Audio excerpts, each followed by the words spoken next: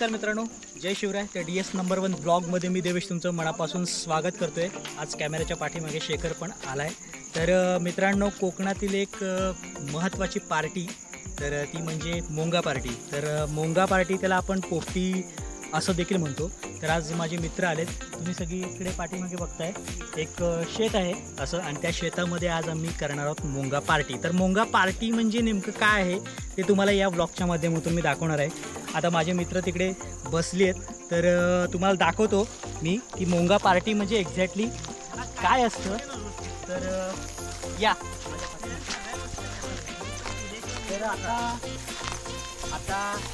इथे आहे संकेत हाय कर.